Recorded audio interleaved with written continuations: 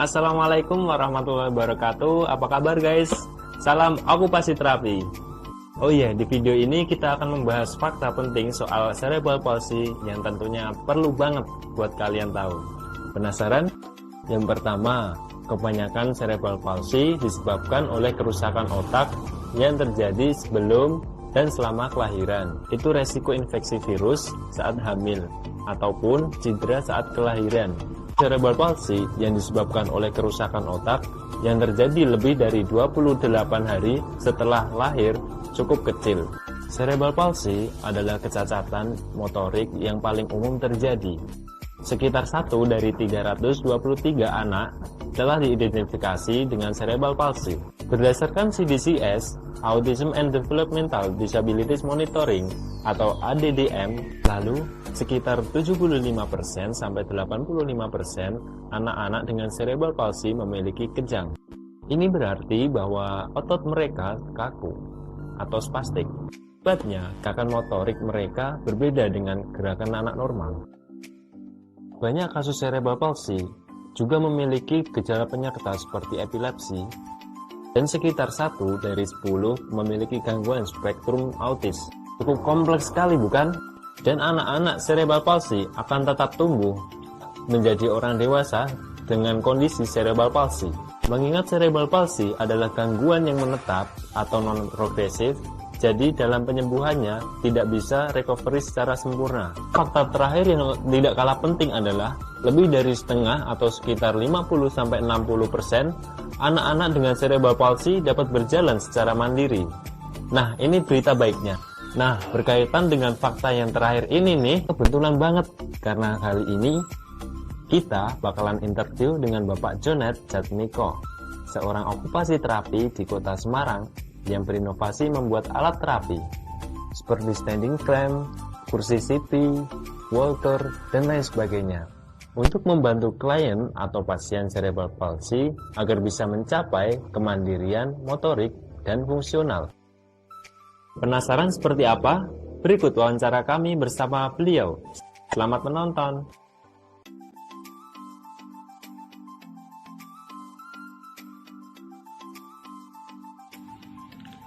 Assalamualaikum warahmatullahi wabarakatuh.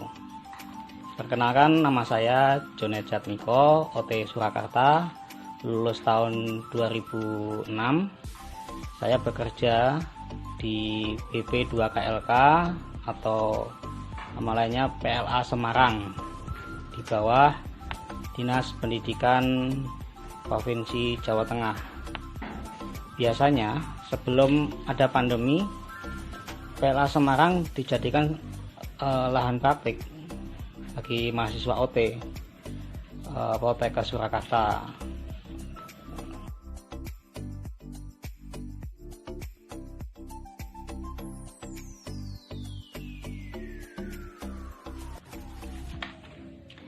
Selain bekerja jadi okupasi terapis, saya juga buat alat-alat terapi sendiri ya di rumah, yang juga bengkel saya, tempat bikin alat-alat terapi yang dikenal dengan sebutan bengkel Wira Equipment Semarang.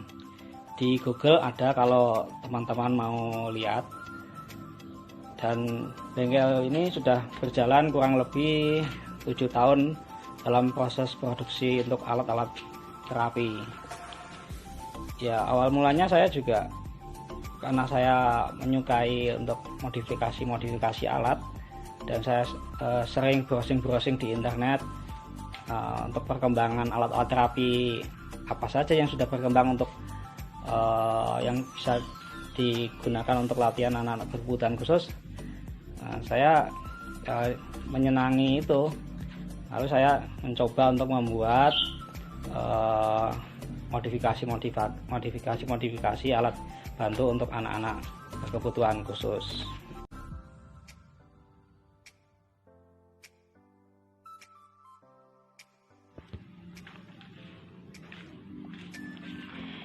Yang kami produksi ada banyak yang sudah saya buat, yaitu ayunan, swing, perosotan, standing frame, kursi CP, gate training walker, papan titian, wall bar, matras, dan masih banyak lagi ya. Lalu pemesanan bisa secara online atau langsung, tapi malah kebanyakan secara online. Alhamdulillah sudah sampai seluruh Indonesia.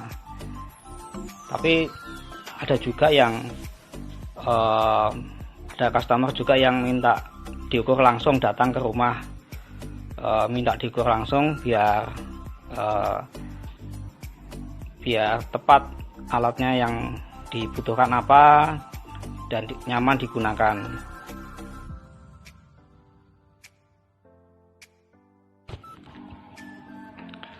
Karena melihat di Indonesia masih jarang ya yang bikin alat-alat terapi, khususnya untuk anak CP yang spesifikasinya detail, sesuai ukuran, sesuai kondisi anak, nyaman digunakan. Saya rasa di Indonesia juga masih sangat jarang ya. Tapi kalau di luar negeri sudah banyak yang bikin alat-alat terapi untuk anak-anak CP, tapi harganya ya mahal.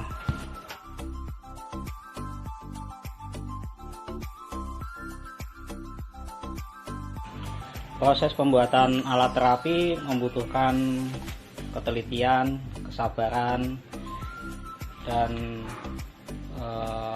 ketepatan. Semua itu bisa kita lakukan kalau kita mau berusaha, mau belajar. Saya juga melayani pemesanan alat yang tidak ada di katalog Wira Equipment. Untuk pengukurannya kita sediakan formulir khusus yang diukur tergantung apa yang dipesan alatnya. Bisa contohnya ya mengukur lingkar dadanya, tinggi siku, tinggi perut ke kaki, tinggi badan, lebar bahu, lebar panggul, dan sebagainya. Biasanya pengukuran bisa dilakukan sendiri atau dibantu oleh terapisnya. Untuk proses pembuatannya mungkin teman-teman berpikir kalau saya buat itu semua sendiri, tapi tentu tidak saya buat sendiri. Saya juga bekerja sama dengan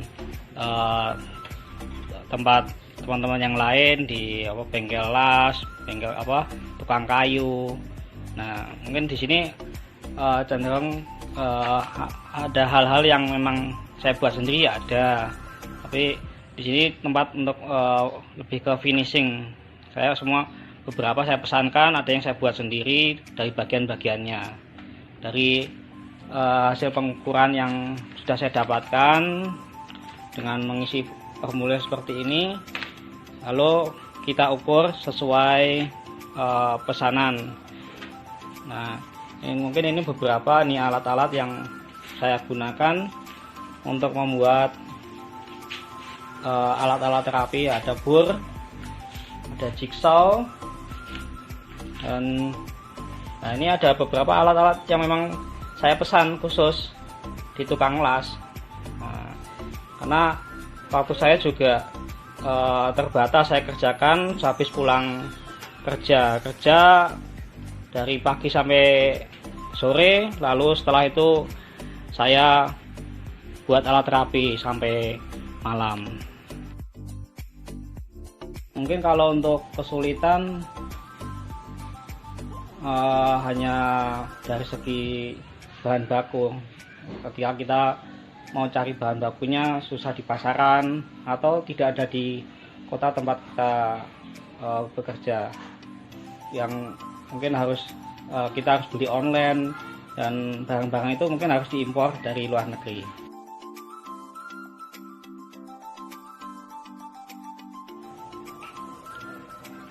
Untuk layanan terpadu tentu untuk anak CP tentu perlu, karena anak CP ya termasuk kasus yang kompleks ya, membutuhkan berbagai macam layanan, meliputi dokter, fisioterapi, okupasi terapi, terapi bicara, ortotik prostetik, dan masih banyak profesi yang memang harus terjun bersama untuk penanganan kasus CP agar hasilnya juga maksimal.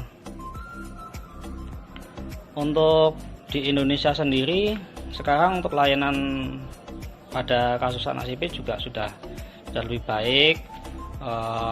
Sekarang sebetulnya di rumah sakit mungkin yang tipe B+, tipe A sudah ada layanan yang lengkap di rehabilitasi medik, ada terapi bicara, terapi okupasi terapi, fisioterapi, dokter rehab, semua sudah berkolaborasi. Mungkin kalau untuk alat-alat mungkin yang harus kita kembangkan lagi untuk media apa yang memang supaya bisa meningkatkan dan membantu anak-anak kebutuhan khusus, tentunya anak CP agar lebih mandiri lagi. Saya berharap teman-teman okupasi terapis bisa berinovasi terus dalam membantu tumbuh kembang anak-anak berkebutuhan khusus. Karena kita kuliah kan belajar ergonomi, belajar analisa aktivitas. Nah, itu bisa kita kembangkan tidak hanya untuk kasus-kasus anak, tapi kasus-kasus dewasa juga masih banyak alat-alat yang bisa kita buat. Dan okupasi terapi itu harus kreatif, mau berinovasi dan mau mengikuti perkembangan zaman. Mari kita bersama-sama berjuang agar okupasi terapi dikenal di semua kalangan.